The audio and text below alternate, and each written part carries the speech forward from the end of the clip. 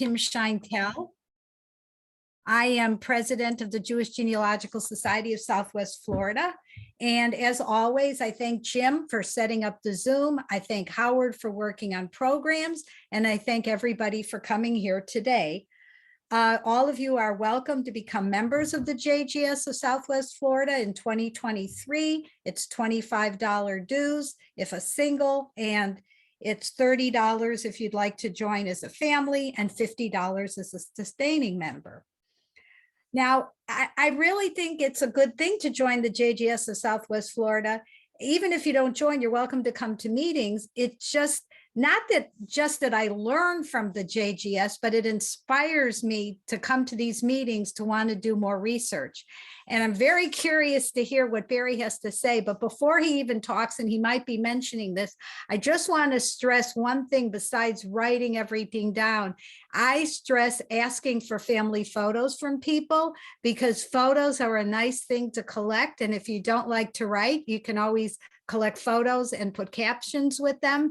And this week, I just got a phenomenal photo from my second cousin, Hindi, who lives in London. It is a 5-generation photo. Hindi is my cousin, and believe it or not, she's only about 10 years older than me, and she's already a great-great-grandmother.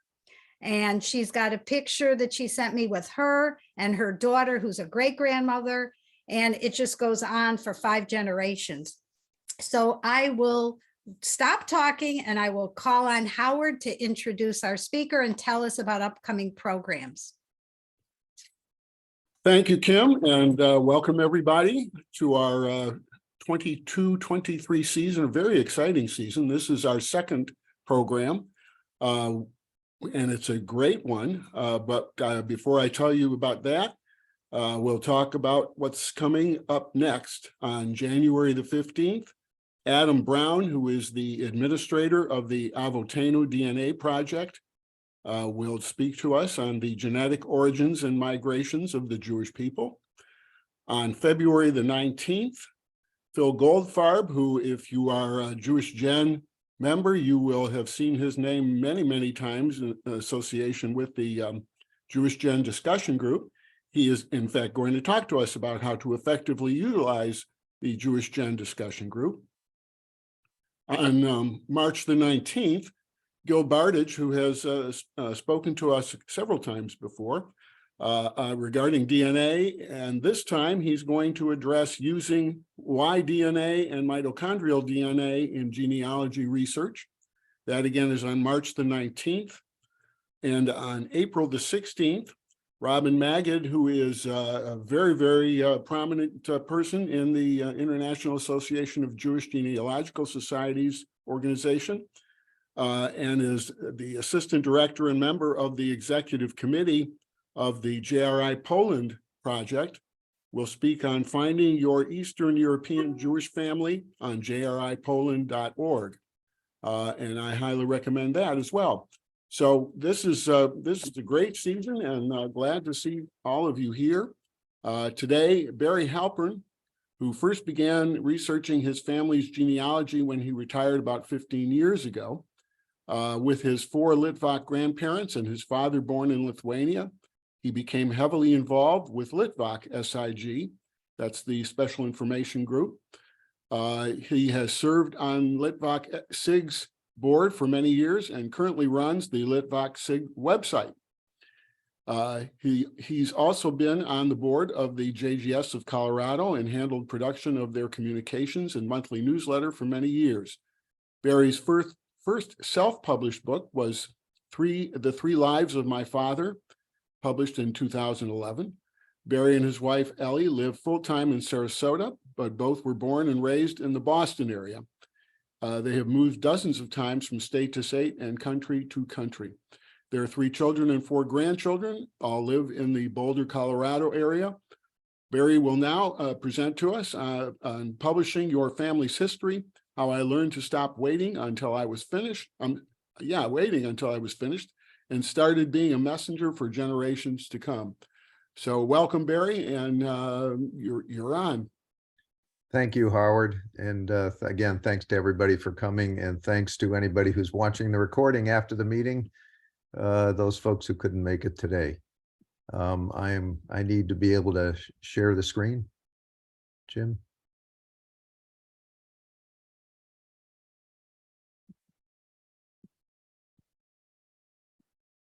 Bear with us a second.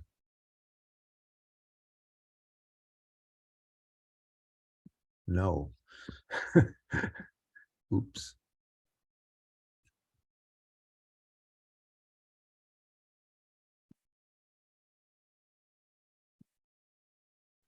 I'm sorry, stand by for 1 second. No worries. Technical problems. Here. Oh, here we go. Got it? Okay, you are good. Okay. All right. Let's see.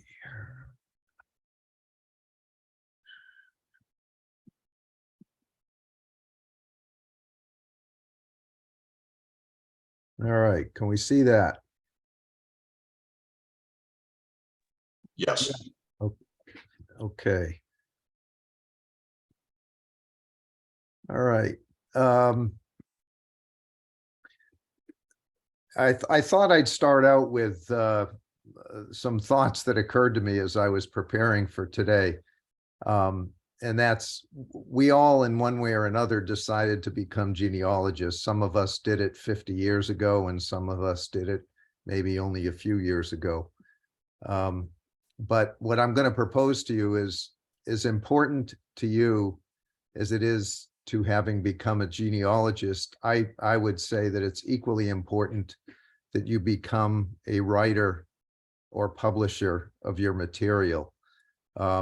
If you do all the work and all the research and it sits on your computer and doesn't get distributed well enough, then what good is it all? I'm going to suggest that we do questions afterwards, and you can do those. I think we're a small enough group. We can probably do it.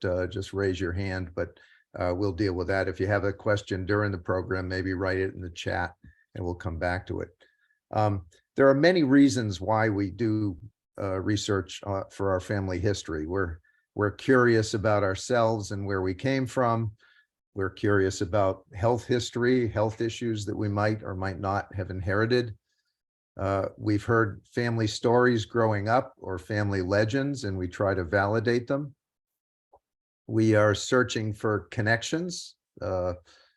Kim, you're finding new cousins. That's a good reason. We also have a desire to leave something behind, self-preservation, family preservation, or whatever. And we want to confirm relationships. And there's many other reasons. I'm not going to go into all of them, but the point is, I think we each have different reasons and different purposes, and some of which we don't even know when we start doing this.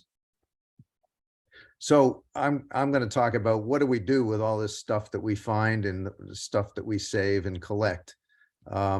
We've already mentioned there'll be a recording available after the meeting.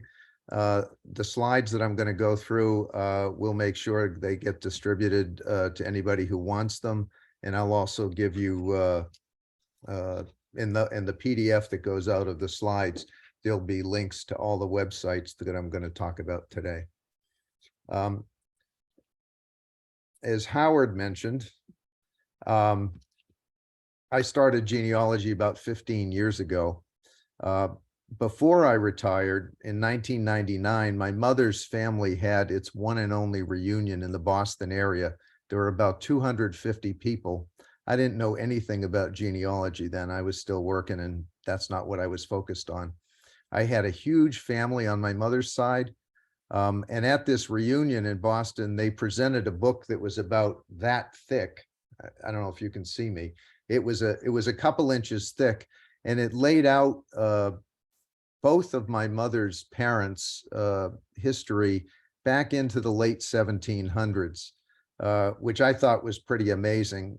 Back in Lithuania, I was lucky enough to have all of my grandparents from Lithuania, all within a fairly close radius of each other. So I went to that reunion. I got the book. I put it away somewhere. There was a big, huge photo that somebody sent out, a panorama of all 250 of us. And that was fascinating to me, but I didn't have time to deal with it, so I put it aside. Then I retired in 2008, And I did not go to shul on Yom Kippur. I was sitting at my my desk trying to figure out what I'm going to do with my retirement years. And for whatever reason, I got into Jewish Gen that day, Yom Kippur. I logged in to my account that I think I had created probably in 1999, but I never used it. And on that day, I've connected with a third cousin on my father's side. So I didn't know anybody on my father's side. He came, he had a small family. He came here in 1934, and all I ever heard of was his family was murdered by the Nazis. They dug their own graves and they were killed in Lithuania. That's all I knew. But on this day, when I found this third cousin, she somehow I connected with her immediately by email and then on the phone, all in the same day. And during that day, I discovered that I had two living first cousins that were offspring of my father's sister, who surprisingly survived the events when her family and all of my cousins were murdered. I connected that day with one of those first cousins by phone. The two of them now live in Israel, but we connected. So this was a whole new thing for me. It was very emotional. It was all in one day, and it was on Yom Kippur. I figured that was a good use of my time to uncover my family. So that's what sort of got me started, jump started, and I just had to find out everything I could. As Howard mentioned, I joined the JGS of Colorado. I joined the JGS of Greater Boston. I started going to conferences. I went to Roots Tech. I started writing newsletters. And that wound up with my finding out so much about my father that I had not known, because he died when he was 50 years old and I was only 13. It was right after my bar mitzvah. My daughter was getting married in 2011, and I thought this would be a good present for her. So I did it. One of the, and that was the start. And I knew that writing and publishing a book was maybe a good idea to pass on your history. And I'm going to talk more about that as we go forward. I went to a Roots Tech conference, and one of the presentations was about collecting and disseminating your information, how best to disseminate it. It wasn't about publishing a book, but that was a subset of it. But the message was very clear. Don't wait until you're finished, because you're never finished. And the sub comment on that was, don't try to get everything perfect, because that could be unattainable or it could take you the rest of your lifetime. And the message I'm going to give to you today is, if you can create a PDF, then you can publish your own book, whether it's published as a hard copy or whether it's published and distributed as a PDF, a Kindle book, or whatever. So it's pretty easy to actually publish a book. That doesn't count the hours and hours it takes to actually write it, edit it, proofread it, and that sort of thing. We're all amateurs at this, unless some of us might not be. So if any of you are professional writers and publishers, forgive me. But I'm an amateur genealogist. I'm an amateur tennis player too. I'm a hacker. I'm a hacker at golf. I'm not a professional writer, so I'm going to share with you my own amateur experiences. I'm not a professional publisher either. So what I'm talking about is how I have handled preserving my family's history for my descendants. And I try to make it available in as many media formats as I can. And as I write all these skills here that we all need to have to do what we do, we're all amateurs at this, whether it's right. We get better the more we do it, but we're really amateurs. And profit, writing a book and selling it, like some folks I know who have written books and they've been fabulous successes. They are professional writers or professional publishers, and perhaps they're making a little bit of money. But I look at genealogy and all of its branches as something where we probably have to invest our own money and not worry about making a profit. And as I said, don't try to be perfect, because it takes too long. So publishing is, I define it as we're making information or literature available for the public to view. And however you define the public could be the general public if you're selling a book, or it could be your own family, your immediate family. It could be your extended family of cousins. Publishing is the process of producing and distributing literature so that your public can get it. And they should nowadays have access to it in either print or digital. When I talk about self-publishing, in the old days, I think in the original incarnation of self-publishing, which people used to be able to do, they used to be able to go to a printer of books, pay them a lot of money, and they would publish books. You'd buy 100 or 1,000 of them at great cost, keep them in your basement, and mail them out to people when you were trying to sell them. But what I'm talking about now is we're going to produce a soft cover book, could be hardcover, could be spiral, and it's as good a quality book as anything you would buy at a bookstore, Amazon, or Barnes and Noble. The books that we publish, that I publish, are print on demand. So I don't have to publish a large supply of them. I don't have to spend the money on them. They're not necessarily for sale. That first book that I wrote is still for sale. I don't know how many I've sold. I think I've sold 100 plus, maybe 200 copies, and they've been sold all over the world, thanks to Amazon. Once you do a book, if you don't originally intend to put it for sale, but then decide as you're going through it, you want to make it available for sale, it's not that hard to take the leap to do that, but I wouldn't start out that way. I would say start getting the book together before you decide on what to do with it. Books are about telling stories. Our genealogy research ultimately is about telling stories and passing them forward from generation to generation.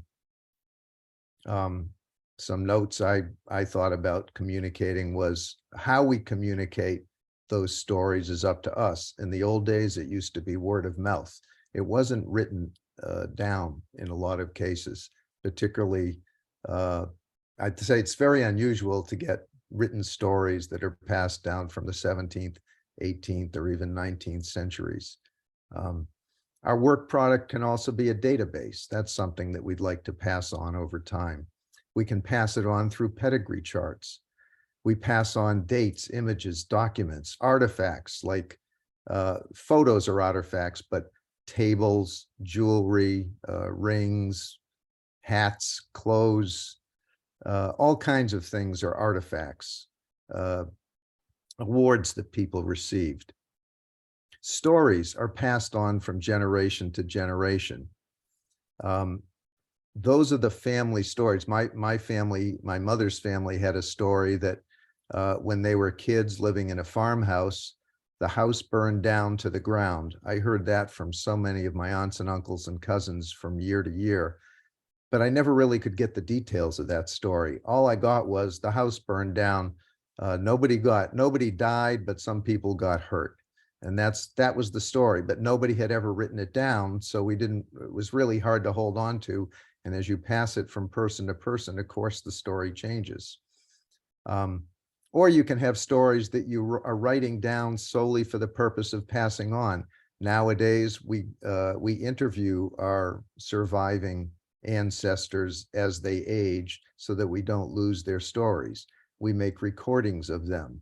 But when you make the recordings, are you also transcribing them so you can pass those on? Because sometimes it's too difficult to pass on the stories, to pass on the recordings, or some combination of all the above. I'm just going to look at my two examples, my mother and father. My mother lived for 92 years. Thankfully, she lived to a ripe old age and was pretty mentally acute through all that time. She's told lots of stories over the years, but when she told them, I was growing up and I wasn't all that interested. I wasn't into genealogy. I never wrote any of it down. Shame on me. But the good thing was my mother saved papers. My mother's family, the genes are in there. I guess I have them too. She saved lots of papers, lots of photos, lots of artifacts. And it's taken me 20 years since she passed away to go through all of those. And I've gone through her stories as she saved them in her papers. And I used my genealogy detective hat to turn those into stories for future books. As I mentioned, my father only lived for 50 years. I didn't get a chance to hear any of his stories, but thankfully, through the few artifacts and through what I found online, I was able to construct more stories about his life. If you go back a generation to my grandparents and their parents and many cousins, I don't have any artifacts, papers. I have nothing that I can hold on to. What I do have is the massive amount of archival papers, documents that have been translated, scanned from the archives in Europe. Most of these types of stories aren't going to have a whole lot of individual details unless you're really lucky. So what you have to do is dig into those papers and those little bits of information here and there and see what you can turn up into something that will interest you, your kids, and your grandkids. Okay, when you're deciding what to do with all this data that you've got, the first thing to do is sit down and clear your head at every step of the way. And you have to have some interest in tying it all up in one place. In constructing a book, the original genealogy books that I used to find in libraries, genealogy libraries from the JGSs, they would tell a story that would start with, it would be a big thick book. It would have a whole list of names, dates, and facts.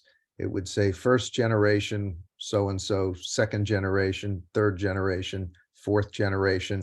It would be a very dry book, and it wasn't really getting into a lot of details. It might have a few photos, but without the wealth of imaging databases that we now have online, it didn't have that many photos. When I started discovering my father's history and these two cousins of mine, and I discovered who my grandparents were on my father's side, I didn't know anything about them. I thought, wow, what do I do with all of this? I put it into my genealogy database. I use Reunion for Mac. That's what I've been using for years. But whether you use that or Family Tree Maker, nowadays, whether you use an online database like Ancestry.com, MyHeritage, whatever. Again, they're dry, they're with facts. I just started using Word. I would take Microsoft Word and I'd start writing about my father came to the US in 1934. He sailed on this ship. This is the story of that ship. I just started writing. I didn't know where it was going to lead me, but I found that it was difficult to take all of that data and organize it into one place. And that's when I found this software package called Scrivener, which I'm going to talk about today. And I'm going to show you what it looks like, just to give you an idea of something that professional writers use when they're writing fiction, nonfiction, textbooks, or whatever, something that I found a dozen years ago, and I found it to be very helpful in organizing a lot of my research. Some people use Evernote as well, I should mention that. You can use a PDF compiler or editor.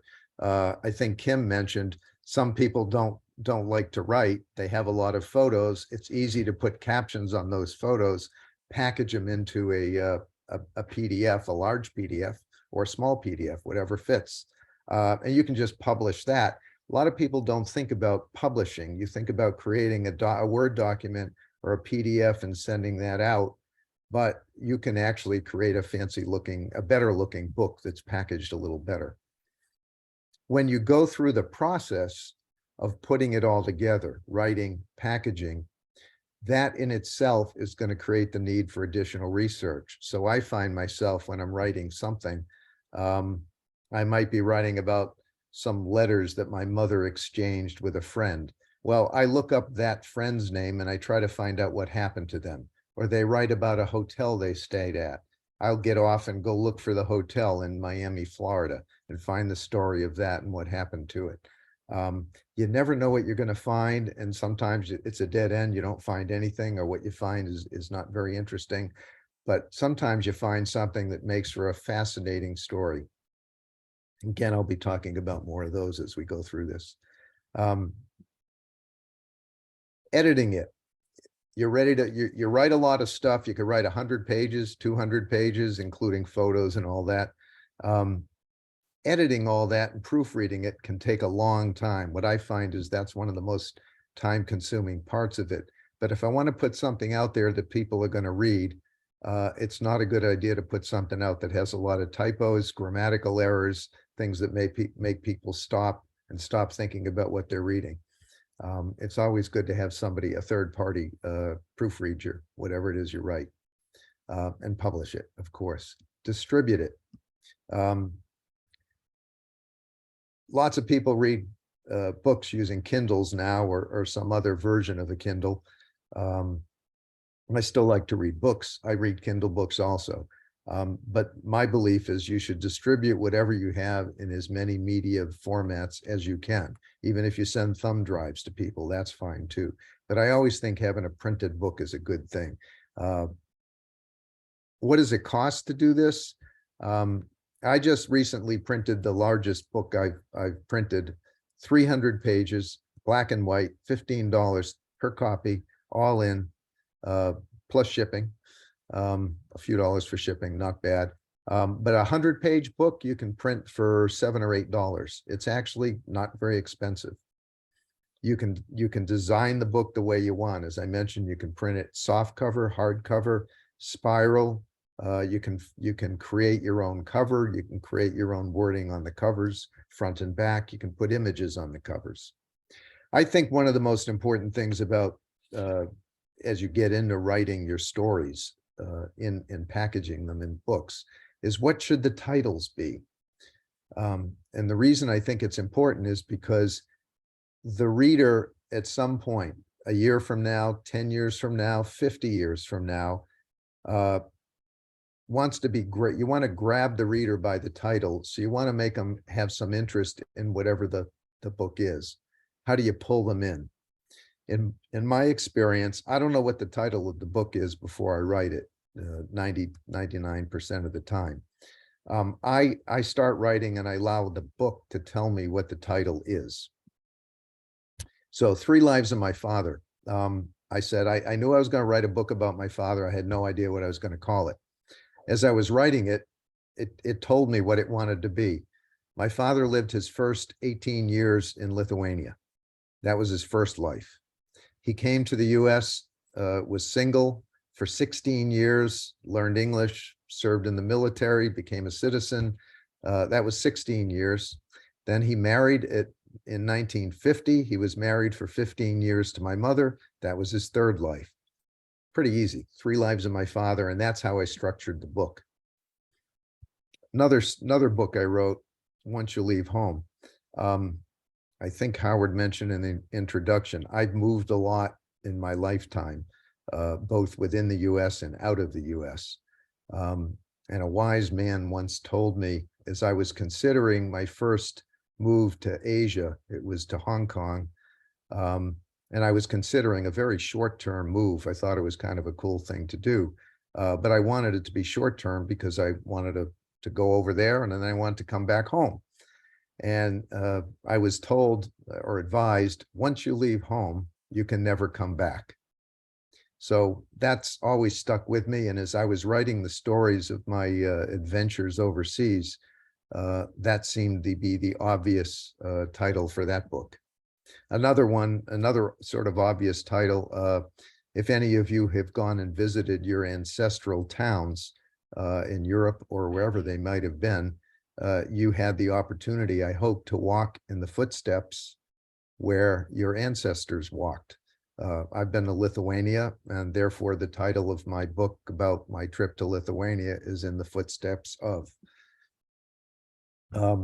I've written a book about my mother. Actually, my goal is to write a biography of my mother, or a collection of stories about my mother. And I started doing this during COVID and said I would finish it within 12 months. Here it is 36 months later, and I'm still working on it.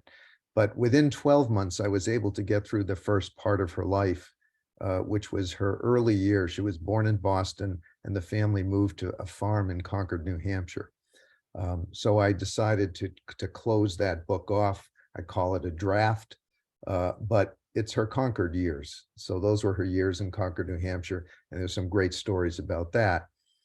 Another one I wrote is I started something about my memoirs, my own stories. And again, these are for my grandchildren and my great-grandchildren. I do have grandkids. I don't have great-grandkids, but I dedicate the book to them.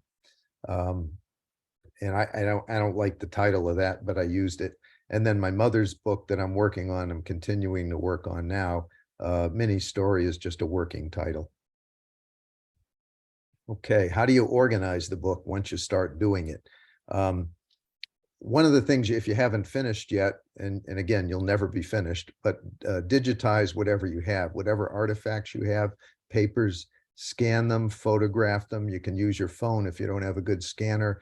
If you have 3D objects, obviously you can't scan those into the computer, but you can take photos of them. Have as much as you can. You can put the story together in a manner that you think makes sense to the packaging that you're doing and what might make sense to the reader or the person you expect to be reading.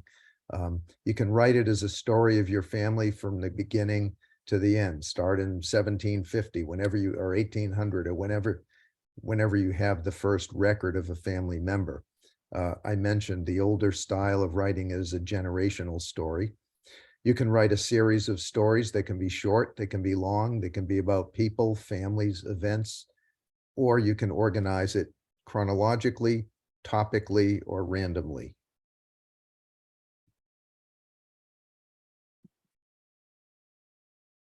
If you truly want the book that you produce to serve as a documentary record of your family and its history, you probably will want to treat it as a book that would ultimately be for sale, even if you don't plan to sell it.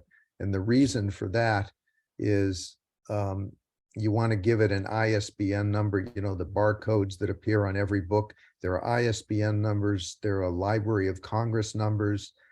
If you have materials that are copyrighted, you need to get permission to include them in a book if your intent is to get the book into a library.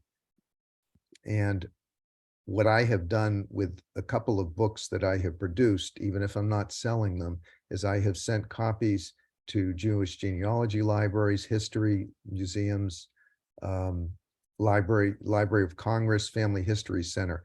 They will be happy to take your books. I've distributed them to to a couple of to as many places as I could that were willing to accept them. But to do that, I had to assign the ISBN numbers. I had to get a copyright permission or two.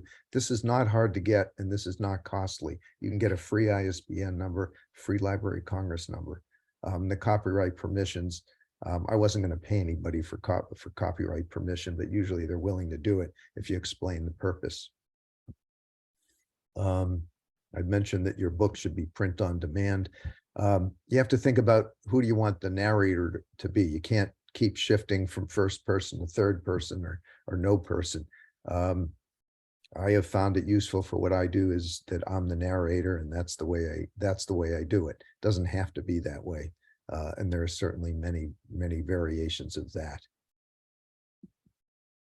To do the writing, as I said, you can use Microsoft Word or Apple Pages or Google Docs or whatever you are most comfortable with. It's more important for you to use something you're comfortable with than to try to learn new software.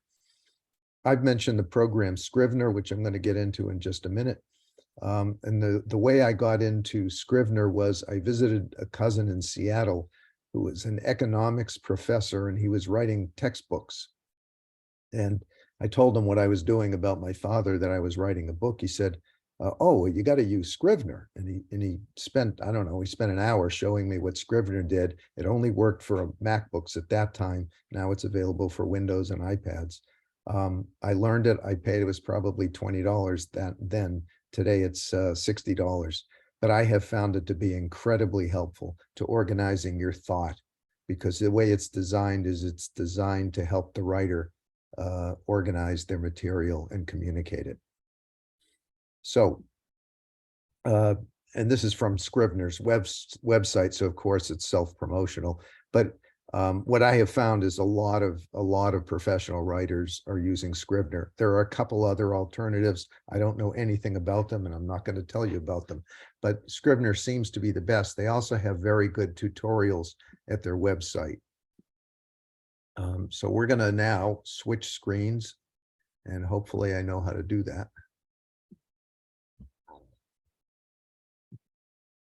Bear with me. Okay. What you should see is a corkboard.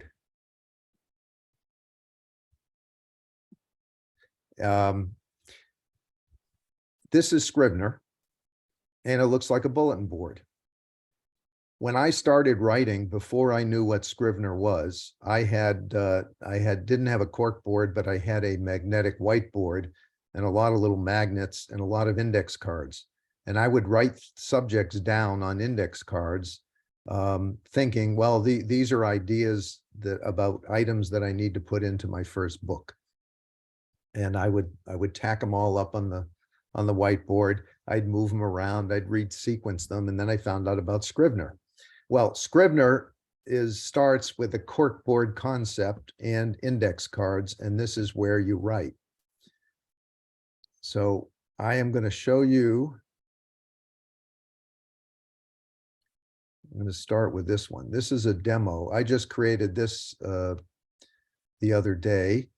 This is a demo book for the Jewish Genealogy Society of Southwest Florida. This is the index card. My first section is introduction. Barry, we're not seeing the actual file. You're not. No. Okay, hold on. Sorry. I guess you have to rejigger it each time. All right, so I'm going to go to the one that I'll ultimately use. Okay, now you should see a screen with a whole lot of index cards. Yes. Okay, let me get here. Okay, this is a clone of the file that I used to write the book about my father, The 3 Lives of My Father. You notice on the left side, it says draft, and a little triangle there lets you open or close, and it has a whole bunch of sections. It's got a whole bunch of index cards on the bulletin board. And one of the easy things I can show you to do, it's got table of contents in the upper left here. You can see an index card for that. I've got introduction over here on the right side of that top line. I can slide that introduction over, and then it makes more sense to put the introduction right after the table of contents. It makes sense to put the title page perhaps even before the table of contents. So the point of Scrivener is it lets you move things around very easily. And I'm not going to give you a detailed lesson on how to use it, because as I said, if you get it, you can get a free trial of it. You can start using it. So each of the index cards has the more complete text. So if I want to look at what I've been writing, I'll open it up, and it's just like a word processor within the writing program. So it works very similar to Microsoft Word or any other word processing program. Here is one section or one chapter where I talk about my search for Fievel Pittum. My father's original name was a version of Fivelis Pittumus. He came to the US. I still don't know why he chose the surname Halpern, but I do know from my mother that his original name, he referred to himself as Fievel Pittum, so that's what I did. Spelling we can argue about and all that, but that was the easiest to absorb. But you do the writing as you go through, and what I found is you can keep the organization. I'm going to just go back and go back to the corkboard. we are. As a different topic came up to me, so for example, in the case of my father, I was researching Yad Vashem. I found pages of testimony about my grandparents and cousins. And every time I got a page of testimony, I would go to this section on the left, down the bottom, it says research. And hopefully that is showing up on the screen. Yeah. It shows all the pictures and all the different items that you find. There's a page of testimony for one of my, this is my aunt. The point is, it helps you think through the process. It's written to anticipate the way you think. It has a whole lot of power to it, but you don't have to use all the power. I don't know how to use all the power in it. I don't know how to use Microsoft Word and all of its power. I use it for what helps me to do what I need to do. In the end, once it's all written, I don't think you can see, maybe you can see this. There's a menu drop down and it's called compile. And when you hit compile there, you get a screen. You can print it, you can put it in a PDF, you can export the whole book to Microsoft Word and finish up your editing there, however you choose to do it. The point is, it gives you a way to use Scrivener for the writing, and then you use whatever you want to ultimately print the book. And I'm going to switch back and we're going to go into publishing a book right now.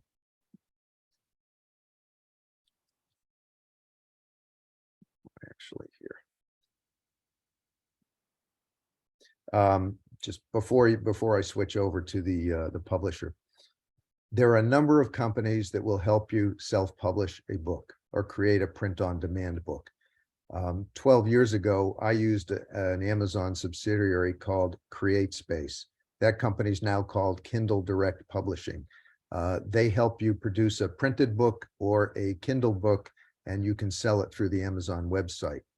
Two other companies I know of that I've looked at, Lulu.com and Blurb.com. Blurb is a photo book publisher. Shutterfly is a photo book publisher. Lulu also will do photo books, but they also do, they focus more on these written books. Basically, what you want to do is get your book into a PDF and then use one of the printing companies to publish it. And now we're going to go, and I'm going to show you Lulu.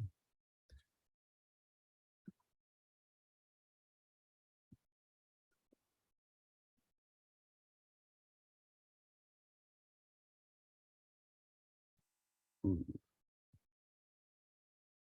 Here it is. Okay, you should be seeing a screen where Lulu is in the upper left. And I'm just going to show you a bit of this because okay, this is my account. I have a number of projects is what they call it. Here are a number of the books that I've done. This is my mother's biography. I do a lot of test prints. If I get 100 pages, I will just spend $10 and get the book printed. This one is $15.77, but it's a 300-page book. I've helped other people, my Irish friend, Given's family. He has 600 pages of a Word document. I've helped him print that book in 3 different versions. He's absolutely thrilled that he's got a book he can hold on to that's about his family, even though it's not done. It's not perfect. This is the book I published about my mother, Minnie, The Conquered Years. But I'm going to pick this one here. This is a book I created just for this purpose. When you go to create a book, you get a choice of print the book, photo book, comic book, different formats. For Lulu.com, I've only used print a book. You scroll down. Do you want to publish the book or print the book? If you choose publish, which I didn't do, you can sell it on the Lulu bookstore. Lulu has a bookstore. But I don't do that. I chose print the book. You have to give it a title. This is a dummy book. As I mentioned, I downloaded some pages from the internet and created a PDF. It's about a baseball team called the Hartford Dark Blues that's from 1876. And I printed the book for the JGS of Southwest Florida. It's in English and the category is sports. Scroll down and I want to design my project. I didn't want to waste time uploading the book here, but what you do is you click this button and you upload your file. I've already done that.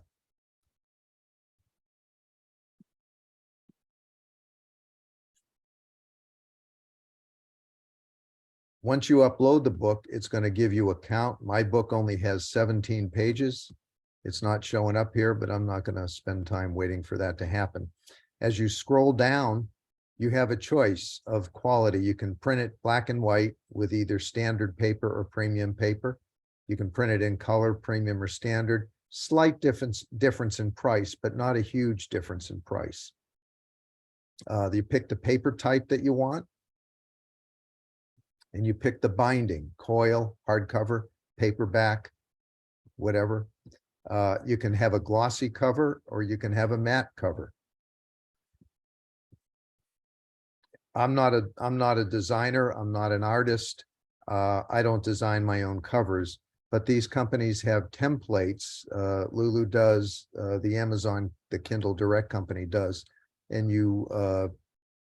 they let you upload an image, they let you write the text, the name, and so forth. And when you're done with that, it'll let you review the book. You'll be able to download it as a PDF. So in other words, you're uploading a PDF. They do their analysis of the interior of the book and make sure all the pages fit. You can print books in different size formats. 6 by 9 inches is a common small book format. I think genealogists tend to use letter size paper because we have documents with very small print. Okay. Go back to this page. And it always keeps a record of what you've done. And I'm going to get back to the slides now. I just wanted to give you an idea what the website looked like. Okay. And this is some of the books that I printed. This is a collection of them. The one in the middle is my first book. That was actually a 6 by 9 inch book. That cover, the software online helped me design the cover. I uploaded that photo. I put some words on the cover. This is the one in the upper left.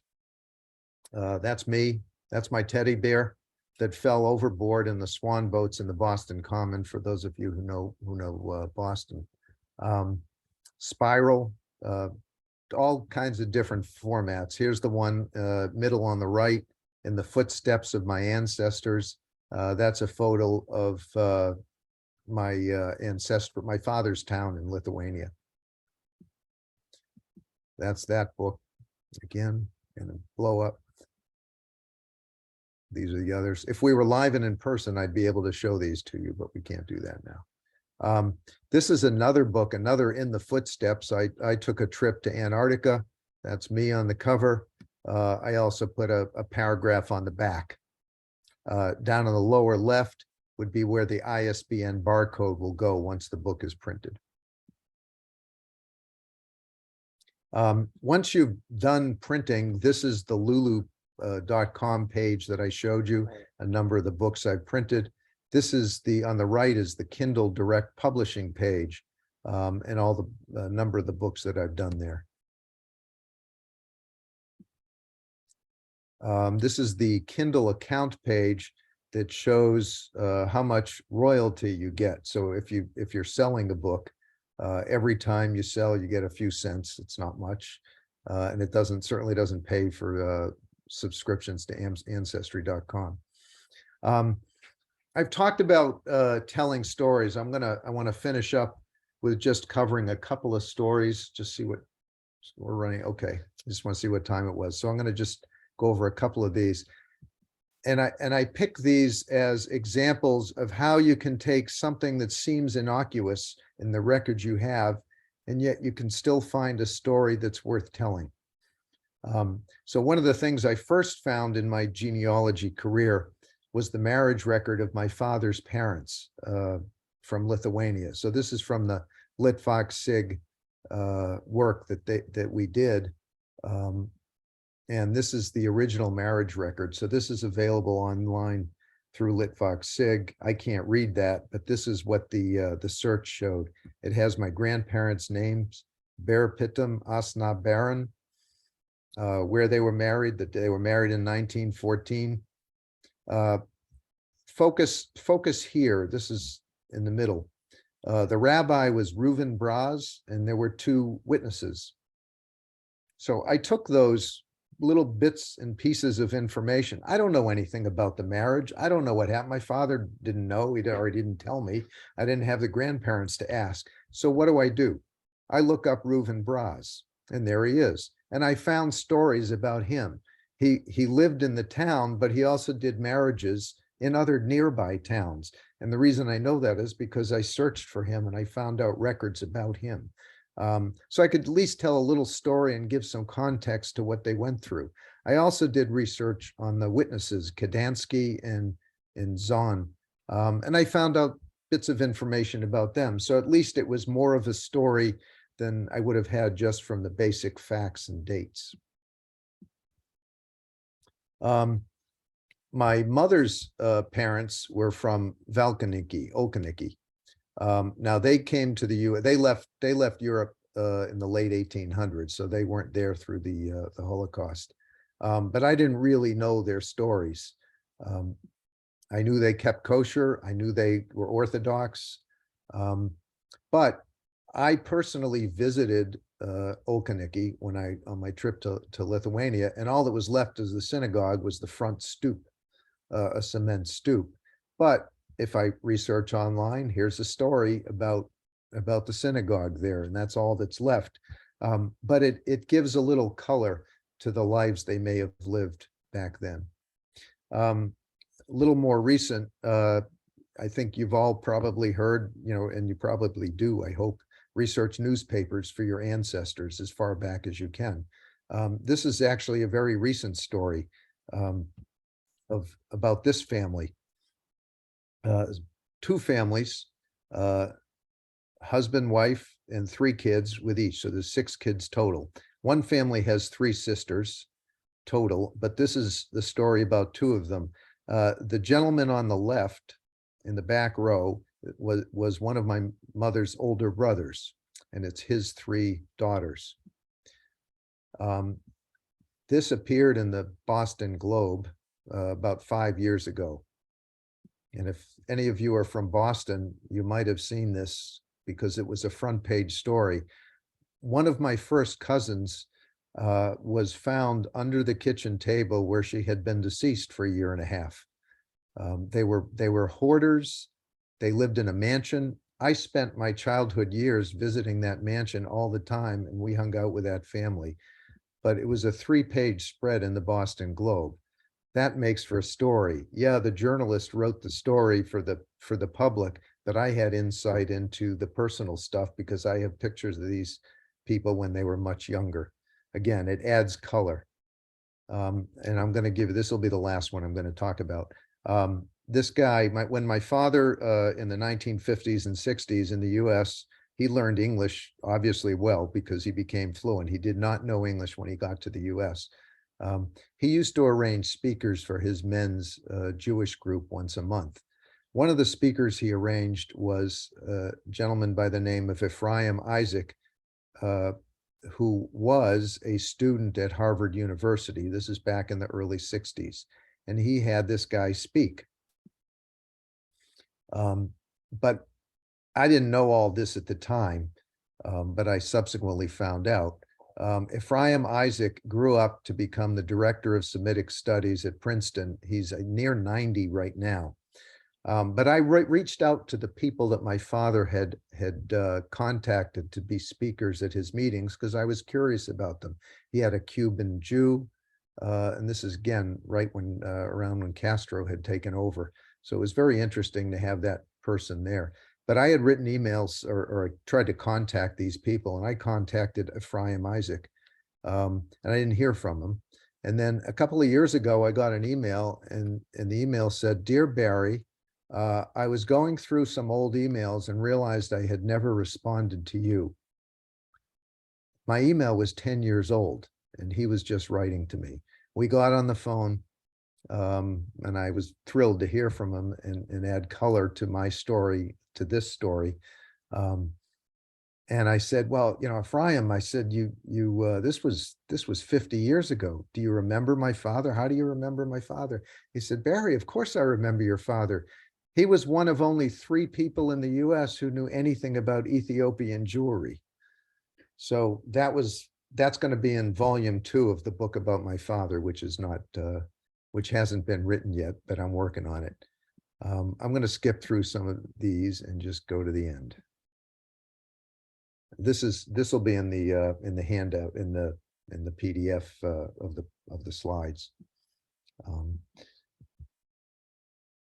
My message to you is writing and publishing your own book is very doable, and it's as addictive as your genealogy research has been.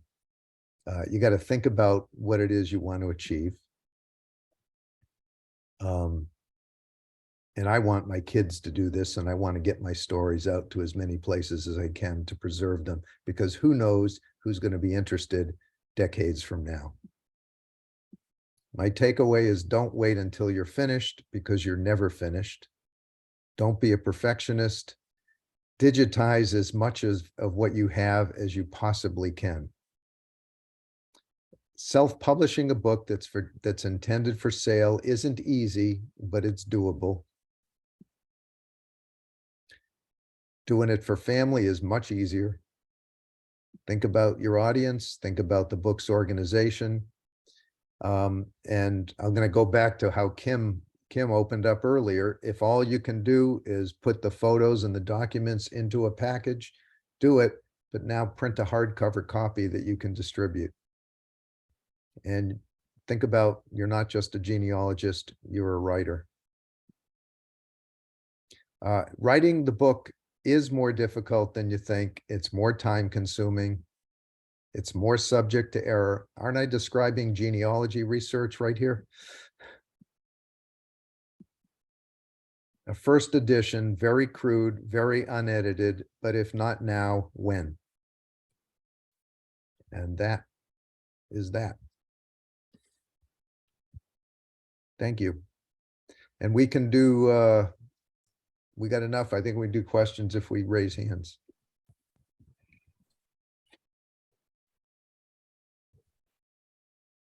Everybody's muted. Well, Alan, go ahead. No, you're muted, Alan. Alan, you got to unmute.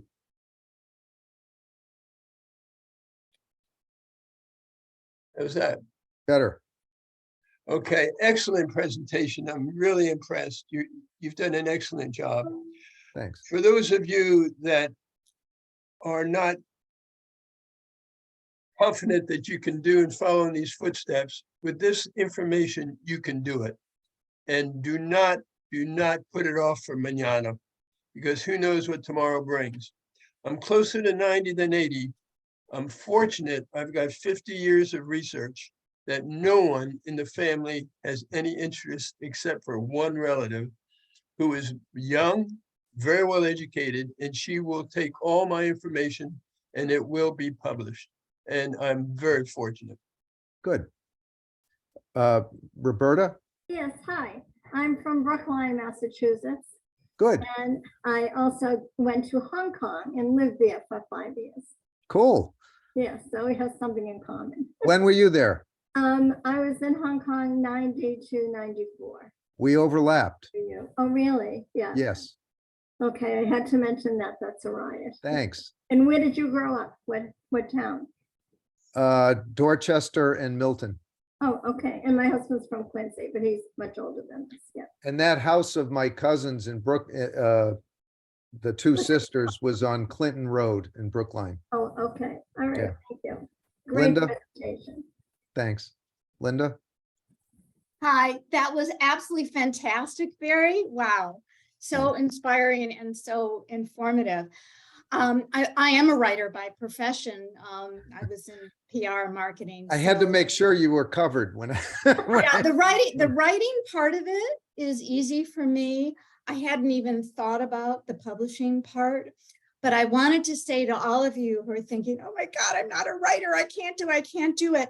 Well, if you really feel that way, hire somebody to put it all together for you, because it is sometimes very daunting. Like, I don't know how to put this, or let's just say you just write like stream of consciousness, and then get either a friend who is a writer or hire someone to put it together, because the format and how you organize the material, that sometimes can be the most daunting. It's like, okay, I've got all this information. I can just throw it all up, or how do I put it together?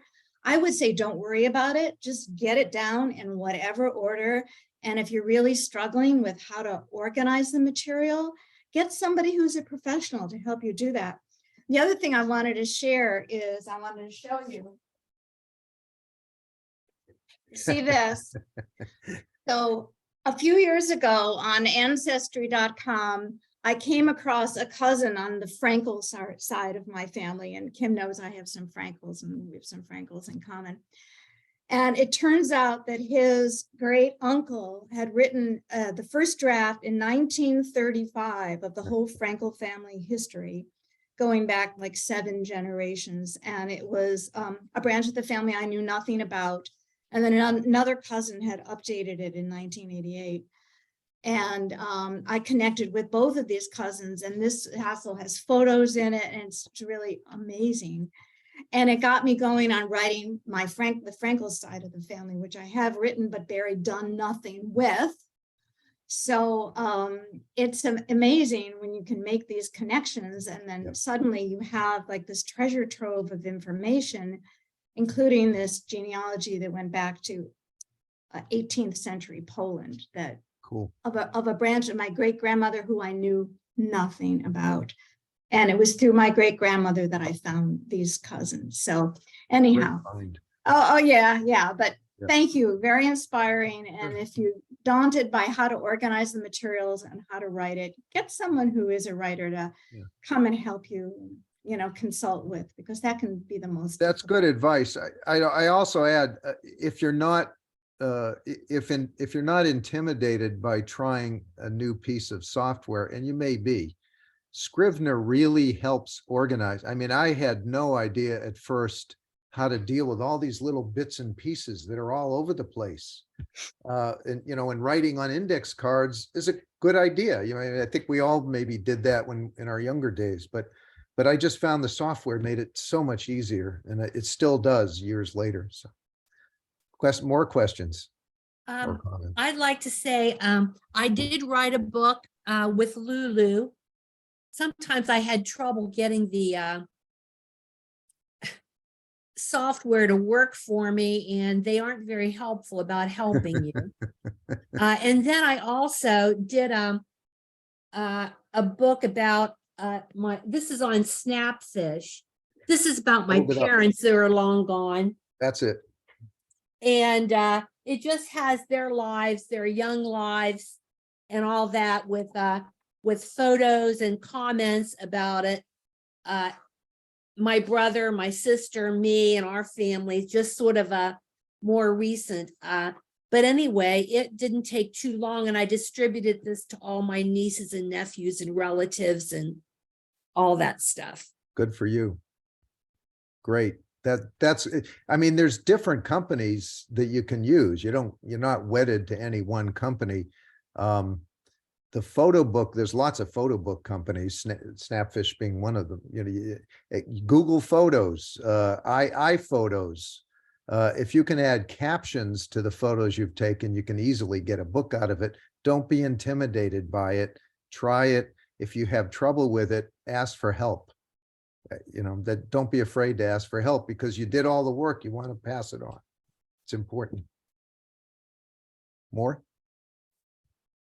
Barry, I'll just mention a resource because I saw you had a document that you indicated you weren't able to read every word in it because obviously it's, I guess, in Lithuanian.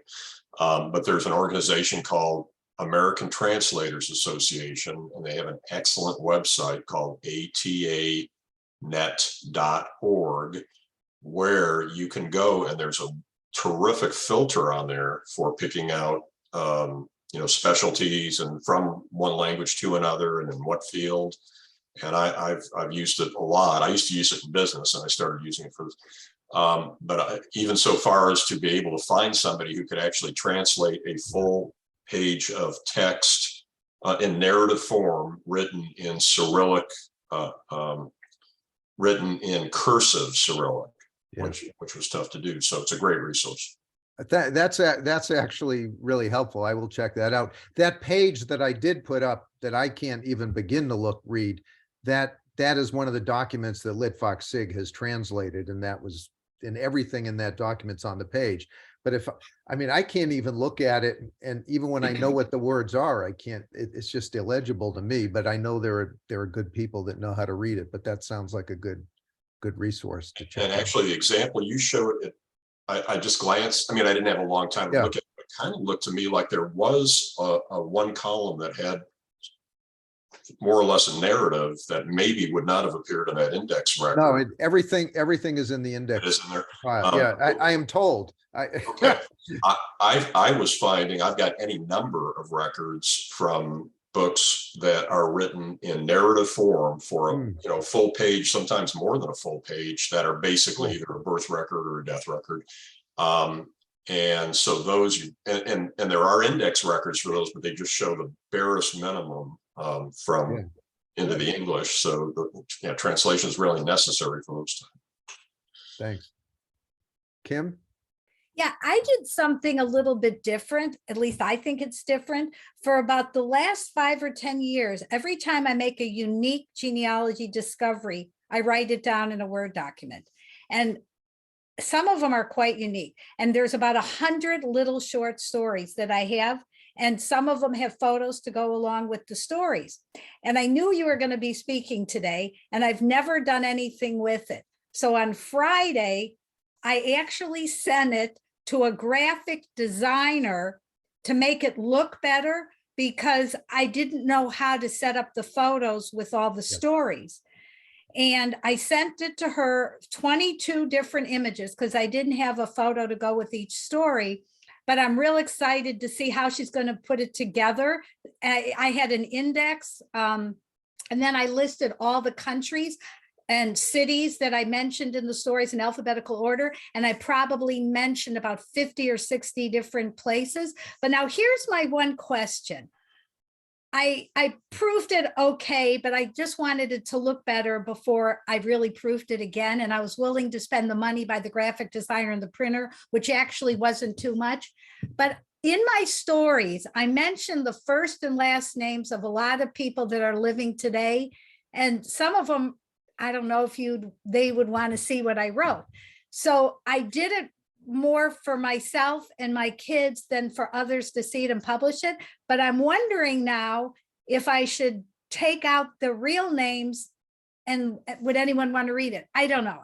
I just want an opinion if anybody has one about mentioning names of people that you might not want to see what you wrote. I don't think there's a right or wrong answer to that. I think it depends on the situation. This is my opinion only. That story about the 2 sisters and the deaths. I know that some people would not want to see that in writing, but I want my kids, it's my family. Those people are all going to be passed on soon anyhow. So I think it's okay. One of the stories I did not talk about, which I just share very quickly, because my mother was a gorgeous woman, and she was very active and outgoing her whole life. And she told lots of stories. As I said, she didn't get married until she was 35 years old, and she dated a lot of guys. I found a story in the Boston Globe about her that she was the attempted victim of an attempted murder-suicide by her former boss, who was, I don't know if they were having an affair or he wanted to have an affair, but he took her off and was gonna, if she wasn't gonna be with him, he was gonna shoot her and kill himself. That was in the Globe. And there's a whole, bunch of articles about it, and I did all this research. I think she was probably having an affair with him. She was single at the time. She wasn't married, but he was married with 4 kids. I researched him. He stayed married. He went up, he did some plea deal and didn't do any jail time. I think some of my cousins would be offended if I put that out. I'm not going to put it out in public, but I am going to share it with my relatives because I think it was my mother, and she didn't tell me that, but apparently she told one of my cousins, older cousins. She told her a little. But I don't think there's a right or wrong answer. I think it depends on the people in the situation. You got to make a decision. I've also been told the guy, when I got that, my mother's family, the book at my first family reunion in 1999, the book was, again, this big. And he gave me the database, reunions database, which I still have on my MacBook. He said, I can't distribute or share any of that with anyone because it was given to him, and I can't do it unless I get permission from all the people who gave it to him, many of whom were already passed away. And I'm going, why do you collect all this stuff if not to share it? So it's a conflict, but in my view is usually going to lean towards sharing. Other opinions, though, people might have different opinions. So.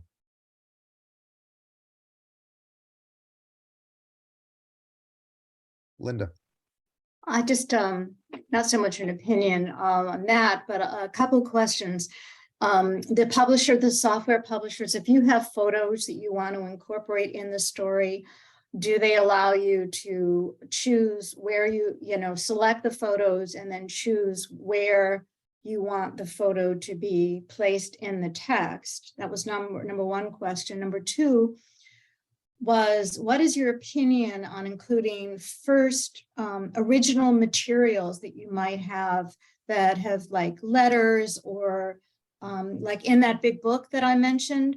I have about 10 pages of original material written by Harry Frankel in 1935 that actually he lived in this part of the world in Eastern Europe in the late 1800s. And he gave a first person story about his life there. Do you recommend incorporating some of these original archival materials as they are, or as like an addendum? How to incorporate them? Do you just refer to them? Do you summarize them? What would you do in a book format with original materials that you might have that have been written by other people? My answer is, I've got a bunch of that. As I said, my mother saved a lot of stuff, and a lot of it are letters amongst family. My mother was one of 13, lots of letters. I have dozens and dozens of first cousins. She saved them all. They were all sent, copies were sent. So I look at those as being semi-public. I probably wouldn't put them in a public book without getting permission, but I would certainly put them in a family book. Certainly for, if it's only going to my kids and grandkids, no doubt. Would I, now stylistically, would I put them in? I pick and choose. I transcribe actually many things, and I will take excerpts from those when they fit into the story. But some are just so fascinating. I put the original in with a transcript alongside of it. I've also put them in appendices and just say, here's a collection of letters between so-and-so and so-and-so, or about so-and-so. I've done it multiple ways. And all of this, and Kim, you said you've been writing these stories in this Word document that you've got a designer on. That's what I do. I mean, I do Scrivener and I do Word, and I put stuff, so I've got multiple places where I have all these stories, but I package them ultimately. But that's what when I come across a letter, I write something about it and I put it in where I think it fits into the book I think it fits in. But I would include most of that stuff. If it's only going to your family, then why not? Yeah, and maybe it makes more sense to not weigh down the main story with a lot of it, but put it into an appendix or an addendum of some kind. What about the question about whether the photos, the publishers incorporate the photos in the story, in the printed piece where you want them? Anything that Lulu will take anything you put in and will publish it print it if you put it in. But can you tell them where in the book you want the? Yeah, well, photos to be you placed? design, remember, you're sending these, like Lulu, you're sending Lulu a PDF. You've designed the PDF. So you have it all where you want. If you use Word to do your design, it'll be wherever it is in the Word document that you've Okay. converted to a PDF and then uploaded. Some of the photo book printers, I don't know about Snapfish, Shutterfly, some of them will take like your photos that are in a photo album, one of their online albums, they will print them in that sequence and you can't really move it around, but more and more of them let you move them around, but you can do what you want. I think Okay. way back when, some years ago when I was looking, if I uploaded a photo, I'd get a message back that said, check this photo for copyright or something. I seem to have avoided that lately. So, Thank you. Henry. Thank you. Hi. I belong to a group in Naples, Florida called Gen Showa. Did you ever hear of it? And it's part of the Holocaust Museum. And what we're doing, maybe you might be interested in this, is to write a short 4 or 5 pages. And what we're doing is we're putting it in the database of the Holocaust Museum for students. Like my dad did a video back in the 80s, and that's at the Holocaust Museum in the United States Holocaust Museum. But this is just a short story for students coming in, and it's a way of sharing those stories of the people who are deceased in our family who went through the Holocaust. Just out there, if anybody's interested, they're taking these stories to help students and to tell the story about the Holocaust and try to help the issues of anti-Semitism and racism and all hatred and all that. So they have the website is based on it's Showa? It's the Holocaust Museum in Naples, Florida. Oh, okay.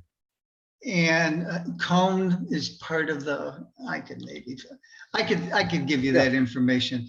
And anyways, they have it online for students and for the public. You could go to that website and pull off those stories. So maybe your aunt, you mentioned your aunt, I believe that, or someone didn't survive the Holocaust in your family?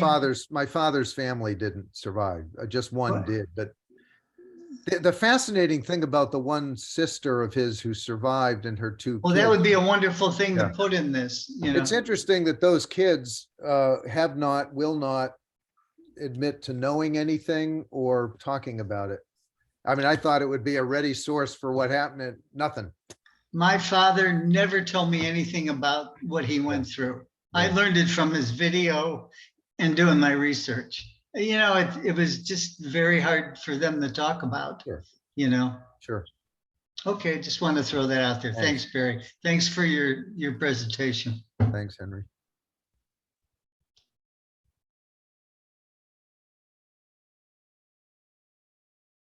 Kim, I think we're done. Wow, it was a terrific presentation. I know a lot of people are going to want to hear it when it's recorded. I had more people on the list of who couldn't make it than made it today. It just was a crazy week with Hanukkah starting, but I wanted to wish everybody here a happy Hanukkah, and I look forward to seeing everybody next month, and I look forward to watching the recording again. And Happy happy Hanukkah.